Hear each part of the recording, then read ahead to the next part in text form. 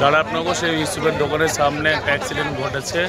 DNA নিউজের তরফ থেকে আমি এসেছি। দেখুন এই যে কতটা ভিড় রয়েছে। ট্রাক্টরে ধাক্কা মেরে চলে গেছে, তাই তো? ট্রাক্টরে ধাক্কা মেরেছে। কোথাকার ট্রাক্টরটা? আর যে মারা গেছে কোথায় বাড়ি?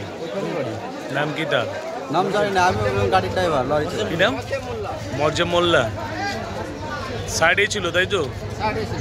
যতটা সম্ভব যে জানা যাচ্ছে যে ট্রাক্টরে ধাক্কা মেরেছে, ট্রাক্টরের ধাক্কাতেই তার নিহত হয়েছে, তাই তো?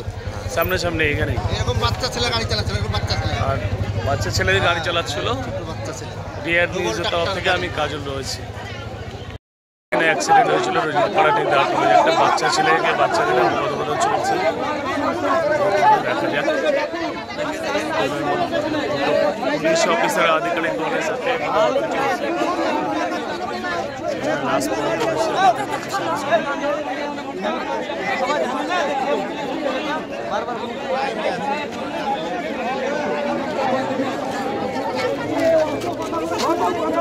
রোডের সাইডে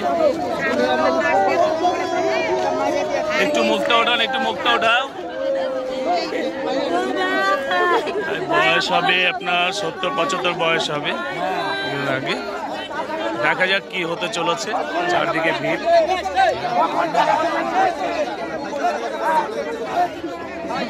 এখন স্থানীয় বাসিন্দারা বলছে ফয়সালা ছাড়া কোনো লাশ ওঠানো যাবে না। শান্তি করে গণপ এসছে।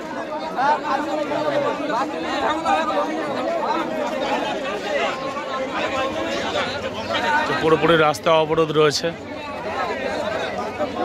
কোনো গাড়ি চলাচল করছে না।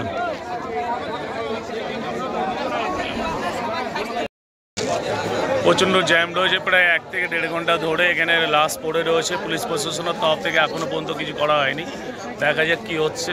পাবলিকে জনগণ বলছে এখান থেকে যতক্ষণ ফয়সালা না হবে ততক্ষণ আমরা লাশ নিয়ে যেতে দেব না। দেখা যাক এদের 3 থেকে 4 বা 5 গাড়ি পুলিশ প্রশাসন আধিকারিকগণ চলে এসছে।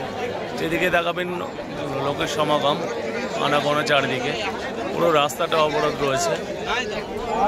পাবলিকের ভোগান্তি। রাস্তাঘাটে চলতে গেলে অ্যাক্সিডেন্ট হবে, কিন্তু এটা দেখা যাচ্ছে কি হবে এটাই ফয়সালা করা এখন সিদ্ধান্ত।